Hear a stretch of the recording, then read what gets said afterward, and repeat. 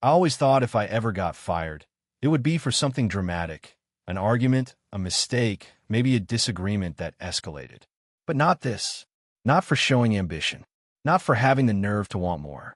It was a Tuesday morning, just after 9 a.m., when Cynthia Monroe called me into her office. That in itself was unusual. Our meetings were usually scheduled and on the calendar. But that morning, her assistant had left me a voicemail saying it was urgent. I walked into her glass-walled office on the top floor of Bridgestone Creative Group, the spring sun slicing through the blinds behind her like a spotlight. She didn't ask me to sit. She didn't smile. "Ethan," she said, voice taut as wire, "I consider this a betrayal." She tapped a single printed sheet on her desk, a forwarded email. I didn't need to read it. I already knew what it was. "After everything Bridgestone has done for you, this is how you repay us?" I stood there, my fingers tensing at my sides. I wanted to speak, to ask what exactly she thought the company had done for me that justified underpaying me for years. But I stayed silent. She didn't wait for a response. "We have confirmation you interviewed with Granite Lake Media last Thursday," she said. "You submitted a half-day request for a medical appointment. Was that a lie?" Her tone was laced with controlled rage, but her eyes, those calculating eyes, didn't reflect betrayal. They reflected strategy. She was already done with me. "Don't deny it," she added, sliding my company badge across the desk. "Your email access has already been revoked. Security will meet you at your desk. You can collect your things, but your access to the building is terminated immediately." The whole scene played out like it had been rehearsed. And maybe it had. Cynthia was the type who didn't do spontaneous. I nodded once. "Understood," I said, my voice even, my posture steady. I wasn't going to beg. That would have been a second betrayal, against myself. I extended my hand. She blinked, just once, clearly not expecting composure.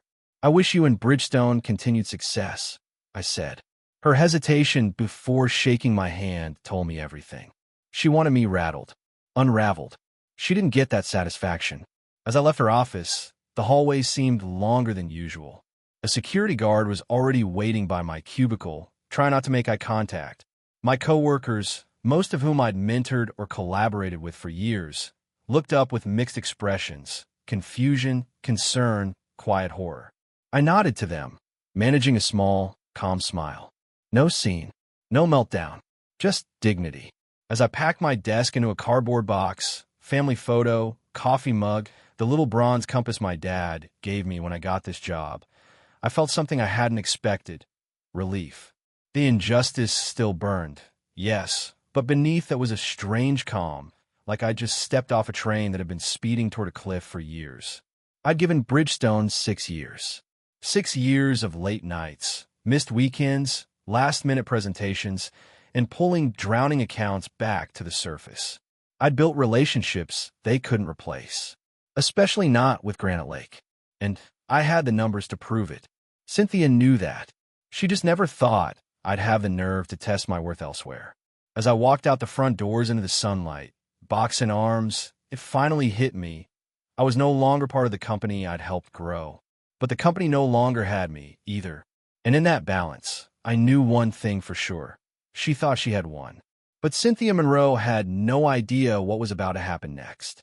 By the time I reached my car and set the box down in the trunk, my hands had stopped shaking. The sunlight felt warm on my face, almost too warm for April in Asheville. And for a moment, I just stood there in the parking lot, watching people go about their Tuesday, as if my world hadn't just flipped inside out. I climbed in, started the engine, but didn't drive. Instead, I sat still and let the weight of it sink in. I wasn't on vacation. I wasn't taking a mental health day. I'd been fired. Not for poor performance. Not for misconduct. I'd been fired for wanting more. I glanced in the rearview mirror and caught my own eyes, tired but not broken. There was a quiet kind of rage building under my ribcage, the kind that comes from long-held restraint finally cracking open. I'd spent 6 years at Bridgestone Creative Group. Started there just a month after finishing my MBA. Fresh-faced, hungry, eager to prove I was worth something in a field full of smooth talkers and seasoned sharks. Back then, I would have taken anything. And I did. They had me doing grunt work, Note-taking during client calls, putting together PowerPoint decks for senior execs, even ordering food for meetings. But I did it well. I did it fast, and I did it without complaining. I volunteered for the hard clients, the ones no one else wanted to deal with. The ones who always asked for impossible revisions and had a habit of calling at 9 p.m. with urgent ideas. And I got results. Within 2 years, I was managing mid-tier accounts. By year 3, I was handed our biggest one, Granite Lake Media, the company's crown jewel. At the time, their CEO, Marcus Delaney, was furious about a botched campaign launch, and they were 2 weeks away from cutting ties with us. Cynthia pulled me in with nothing but a Hail Mary and a fix it or we lose them. So I did what no one else had done. I listened. I flew out to meet Marcus face-to-face, walked through every pain point they had, and restructured the team, working their account from the ground up. Within a quarter, we had turned it around. Within a year, Granite Lake had renewed their contract and doubled their spend. And who did Marcus personally request stay on the account? Me. I thought that would be the turning point. I put together a presentation outlining my results, revenue increases, client retention rates, campaign engagement growth. I requested a raise. Not a massive one, just enough to match the market rate for someone doing what I was doing. Cynthia smiled, thanked me for my ambition, and gave me the same speech I'd hear 2 more times over the next 3 years. It's just not in the budget right now. Funny how the budget was never in place for me, but somehow always there for a new espresso machine in the executive lounge, or a company retreat to Lake Tahoe, or Cynthia's shiny new BMW. I swallowed the disappointment, told myself to be patient. Year 4, I brought in 3 more major accounts. No raise. Year 5, I won a national award for a rebranding campaign that doubled a client's online presence. Still no raise. Each time I asked, I came armed with proof. Hard data, results. And each time, I walked away with nothing but vague promises and tight-lipped praise. Next quarter, let's revisit this after the holidays. You're so valuable, Ethan. Don't think we don't see it. But they didn't. Not really. Seeing value and rewarding it are 2 different things. It wasn't until 6 months ago, after I negotiated a 40% increase in Granite Lake's annual contract, that something inside me snapped. I'd stayed late again, another Friday night, rewriting a strategy deck that the design team had fumbled. I was the last one in the building, the only light still on in a sea of silence. I looked out the window, saw Cynthia's BMW pull out of the garage, her taillights disappearing into the dark. And I realized she was winning. She was benefiting from everything I built, everything I fixed, every ounce of extra effort I put in, and giving me nothing in return but platitudes. That night, I opened my laptop, dusted off my resume, and started writing. Not because I was angry, not because I wanted revenge, but because I finally understood something I should have seen years ago. I was never going to be valued at Bridgestone. Not the way I deserved. They weren't going to promote me because I was already doing the job without the title. They weren't going to pay me more because I never threatened to leave. I was too reliable, too quiet, too damn loyal. And so I applied. Quietly, carefully. 1 application to 1 company. Granite Lake Media. Because if I was on a jump, I wanted to land somewhere I already knew the culture, the people, and the expectations. Marcus had always treated me with respect, and I respected him back. It felt like the right place to start again. What I hadn't expected was for Cynthia to find out so soon. I'd been discreet, took a half day, labeled it a medical appointment. The interview had gone well. Marcus said he'd talked to his team. That was 5 days ago. Now here I was in my car, free and unemployed all at once. No salary, no benefits, no company laptop or business card, but also no more lies. No more pretending that someday, somehow, the people who took me for granted would change their minds. As I finally pulled out of the parking lot and headed home, my phone buzzed. A text from an unknown number lit up the screen. It was short, direct. Ethan, can we move our final conversation to today, at 2 p.m.? Marcus. I stared at it, my foot hovering above the gas pedal. Maybe losing my job wasn't the end. Maybe it was the beginning. The drive home felt like I was floating somewhere between adrenaline and disbelief. I didn't even remember the turns I took. The road signs blurred by while my mind replayed that text from Marcus over and over again. Can we move our final conversation to today, at 2 p.m.? There was no exclamation mark, no hint of pity, just straight to the point, like a man who already knew what he wanted. That, more than anything, steadied me.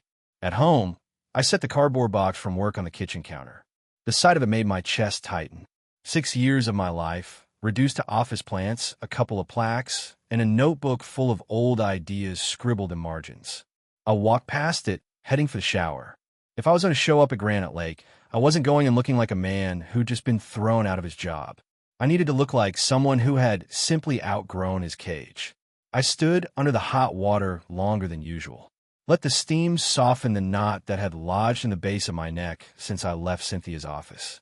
When I stepped out, I wiped the mirror and looked at my reflection.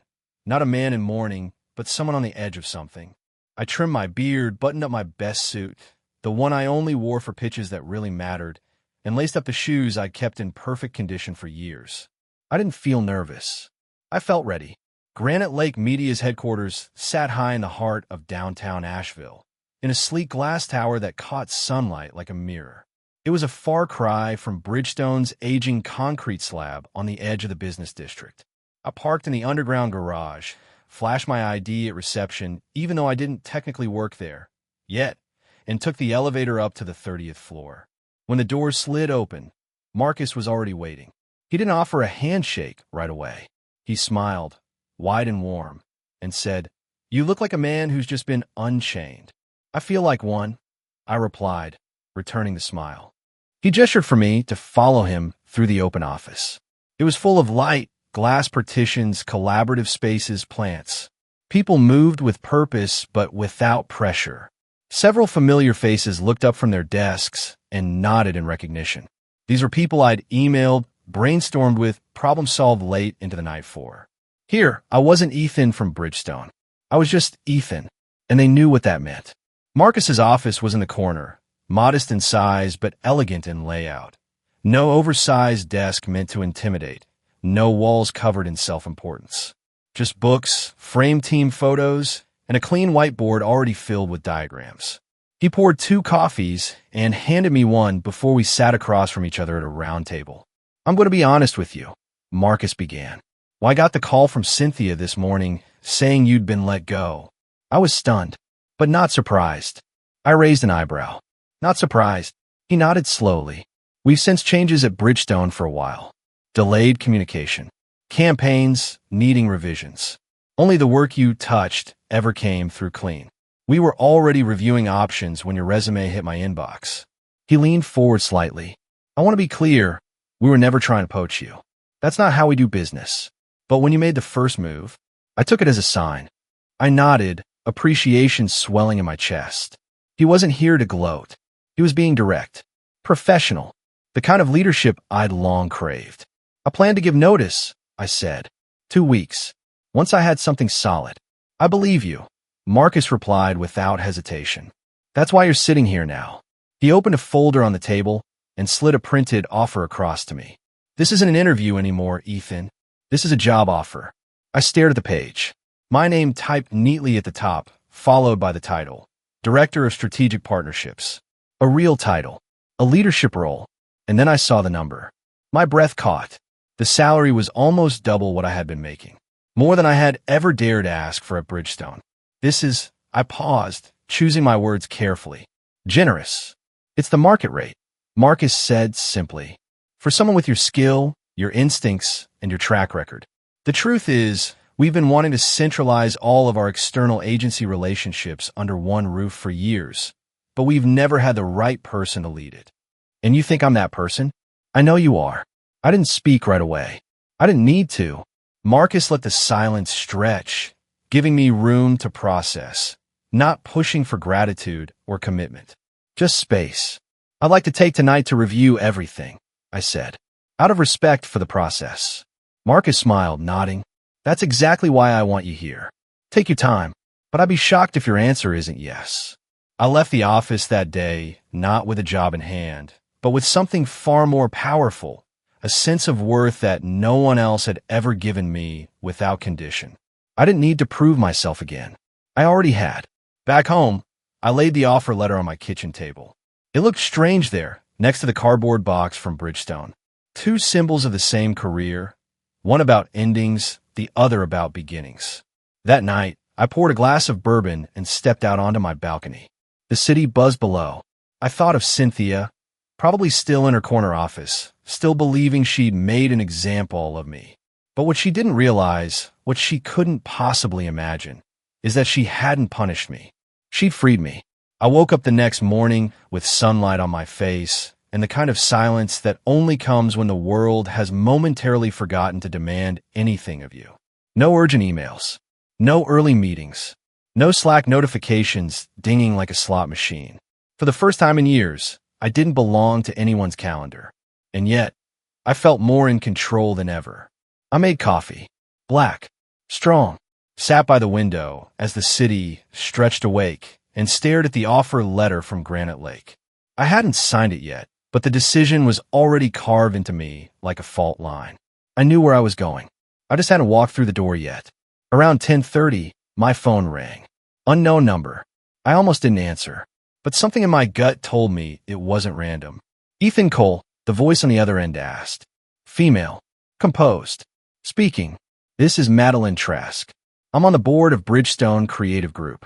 I sat up straighter. Board member? They never got involved in employee-level matters. Hell, I didn't even know what she looked like. I understand there was an incident yesterday involving your termination. That's one way to put it, I said carefully. I'd like to meet with you to discuss it, she continued. If you're available, we could talk tomorrow morning. I believe there may have been some oversight.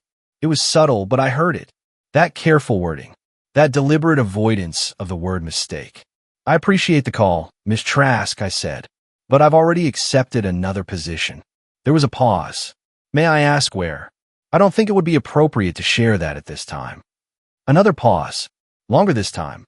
I imagined her sitting in some quiet office, frowning slightly at her desk. Ethan, if this is about compensation, I'm sure we can revisit those conversations. The board values your contributions to Bridgestone. We were not aware of the full context surrounding your requests. The irony almost knocked the air out of me. For 3 years, I documented everything. Metrics, projections, benchmarks, peer salary comparisons. I'd brought it all to every performance review. And for 3 years, I've been stonewalled by Cynthia and her polished, practiced smile. It's not just about compensation, I said, my tone still respectful. It's about respect and recognizing value before someone has one foot out the door. Perhaps we should discuss this in person, she offered again. Tomorrow morning, 9 a.m., at our offices? I hesitated. I had no intention of going back. But closure was a powerful thing. I didn't know them anything, but maybe I owed it to myself to say what needed to be said. I'll be there, I replied. But just to be clear, I've signed with another company. I'm not coming to negotiate. Understood, she said, though her tone suggested she still believed she could flip the ending. The next morning, I wore the same navy suit I'd worn to meet Marcus. Not to impress them, but to remind myself that I was no longer employee number 34517 asking for scraps. I was showing up as an equal. When I entered the Bridgestone reception area, Jamie, the front desk receptionist, blinked like she'd seen a ghost. Then she quickly straightened up and offered a tight-lipped smile. Mr. Cole, you're here for Miss Trask.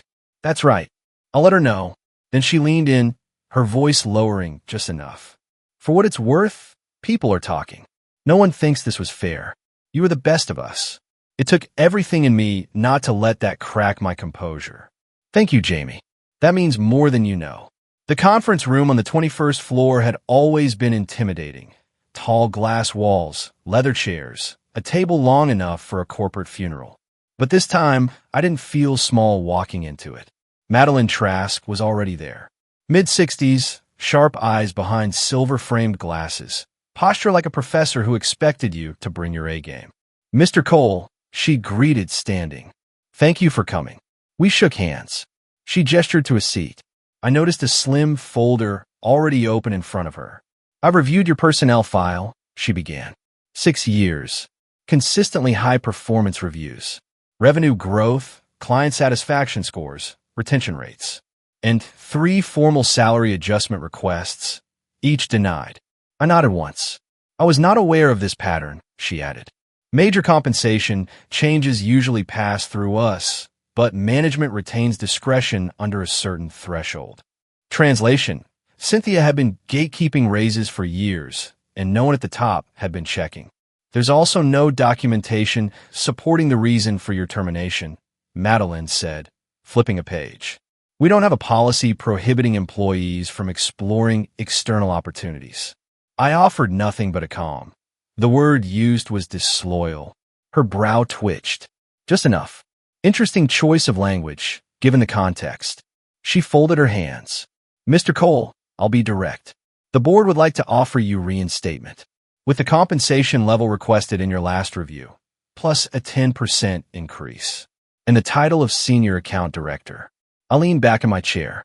Not in arrogance, just clarity. That's a generous offer, I said. But as I mentioned on the phone, I've accepted another role. At Granite Lake Media, she asked, not bothering to disguise it as a question. I didn't confirm. I didn't have to. My new role begins Monday. Madeline studied me for a moment. Then, finally, she let down the corporate veil for just a second. Victoria is concerned, she said. Losing you may impact our relationship with Granite Lake. And there it was. The real reason behind this entire meeting. Not concern for how I was treated. Not remorse. Just fear of losing a client. That would be a question for Granite Lake, I said carefully. She nodded once. One last question, if I may. What could we have done differently to retain you? I took a breath, let the silence settle, then answered simply. Recognize my value before I had to find someone else who did. Loyalty works both ways, Ms. Trask. Bridgestone asked for unwavering commitment while consistently showing me I wasn't worth investing in. That imbalance isn't sustainable. She nodded again, and for the first time, I believe she actually heard me. Thank you for your candor, Mr. Cole. Whatever your next step, I wish you success. As I walked out of that building for the last time, I felt no bitterness, just lightness, closure, and the unshakable feeling that I had taken something back that I hadn't realized I'd lost, my narrative. Monday morning arrived with a quiet intensity humming beneath my skin. There was no trace of the usual dread that used to grip me before a new quarter or a difficult presentation. Instead, I felt like a man finally walking into a story he was meant to write, rather than one forced upon him. I arrived at Granite Lake Media at 7:45 a.m., not because I had to, but because I wanted to be early. My new badge buzzed me through security, and at the front desk, the receptionist greeted me with genuine warmth. Welcome, Mr. Cole, she said. Your office is ready. My office. Not a cubicle, not a shared glass pod in the middle of an open floor, a real office with a door, a window, a view of the mountains stretching across the horizon like quiet witnesses to change. Inside, a welcome basket sat on the desk, fresh coffee beans, a sleek notepad, a handwritten note from Marcus that read, You've already proven yourself. Now build something bigger. At 9 o'clock sharp, Marcus knocked lightly and walked in with a grin. How's it feel? Strange, I admitted. Like I should be bracing for a crisis. Let's not create one just for nostalgia's sake, he joked, then nodded toward the hallway. Come meet your team. In the adjacent conference room, 5 marketing specialists waited, each one sharp, driven, handpicked for this new department we were building. As Marcus introduced me, he didn't sugarcoat anything. Some of you already know Ethan from his work at Bridgestone, he began. He's the reason we didn't pull our account last year. He's also the reason we're moving in a new direction, one that puts strategy and relationship building at the center. He turned to me. The floor is yours. I stepped forward, looked each team member in the eye, and spoke the words I wish someone had once said to me. This isn't just a job. It's a place to build trust inside and out. I'm not here to micromanage. I'm here to remove roadblocks, help you do your best work, and protect your time. You give me your honesty, your best thinking. I'll give you my shield when things get tough. They nodded. One even smiled, and I could tell I had them. We spent the rest of the morning sketching out workflows, reviewing client lists, defining roles. I wasn't leading a team. I was setting a tone, and it felt right. Just before lunch, Marcus returned and asked me to step into the executive conference room. Inside sat the CFO, the chief marketing officer, and two senior strategists. Folders were open, numbers printed across glossy pages. Marcus didn't waste time. "We'd like your input on an important matter before we finalize it." The CFO spoke up. "As you know, Bridgestone's contract is up for renewal next month." My stomach didn't twist. My hands didn't clench. I just nodded. "We're reviewing 3 new proposals." The CMO continued. "Yours is not among them, obviously, but we value your perspective. You understand our expectations better than anyone. And frankly, you understand Bridgestone better than anyone." Marcus looked at me.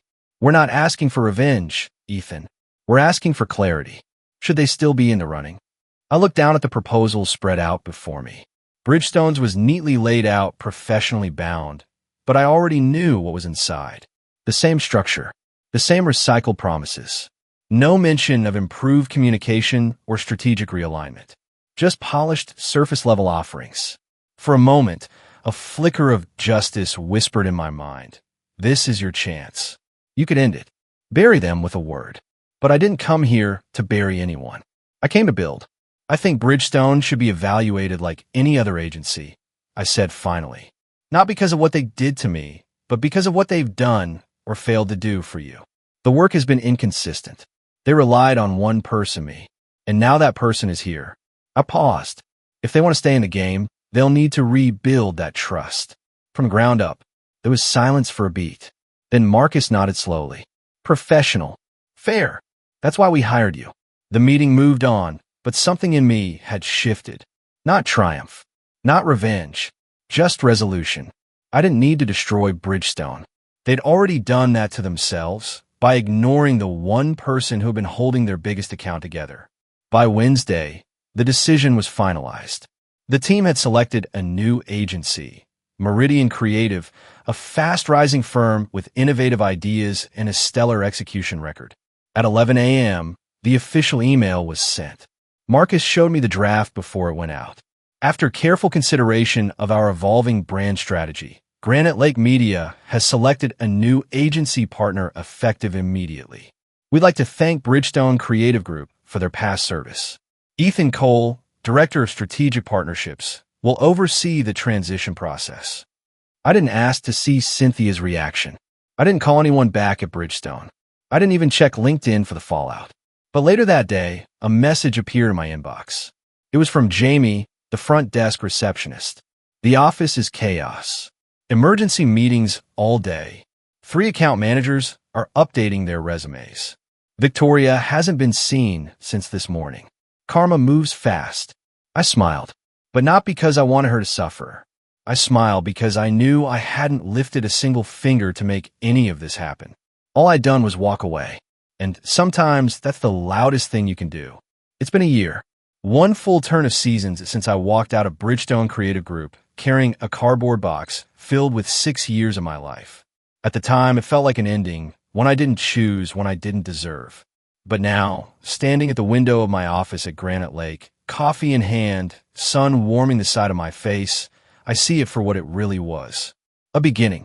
So much has changed since that morning I was called disloyal for wanting a future that matched my efforts. I built a team from scratch, strategists, creatives, account managers, all cut from the same cloth, sharp minds, low egos, high integrity. Together, we've launched 3 major brand partnerships, doubled engagement across our core campaigns, and earned the kind of recognition that used to feel out of reach when I was just another name buried in the org chart. More importantly, I've watched people grow here. I've seen junior team members take the lead on presentations, get promoted, gain confidence. And every time one of them comes to me asking for a raise or proposing a bold idea, I remember exactly how it felt to sit across from someone who didn't see me clearly. I swore I'd never become that kind of leader, and I haven't. Bridgestone? They've faded into the background. I heard from a friend that Cynthia stepped down after the fallout from losing the Granite Lake account. The executive team restructured. Several of my old coworkers moved on to better places. None of it happened because I plotted revenge. I didn't need to. When you build a culture on the backs of undervalued people, eventually the whole structure collapses. And yet, I don't feel smug about it. I don't gloat. What happened to them was a result of their own choices. What happened to me? It was a consequence too, but of one very important decision. The decision to believe I deserved more. I think about that moment often, the one where I stood in the parking lot, box in hand, sun on my face, and asked myself, what now? Back then, I didn't know the answer. I just knew I couldn't keep waiting for someone else to validate my worth. I had to go find it, claim it. And that's what I tell people now. When someone comes to me asking how I did it, how I bounced back, how I ended up in a better position, I say this: you don't bounce back. You step forward. You take what broke you and you carry it, not as a wound, but as a lesson. You remember how silence felt when your voice was ignored. You remember how defeat felt when your effort wasn't enough. And then when you're finally given the space to lead, to build, to change the game, you do it with grace, with fire, with standards. Because the truth is, the best revenge is not about making them suffer. It's about making sure you never again shrink to fit into places that don't see you.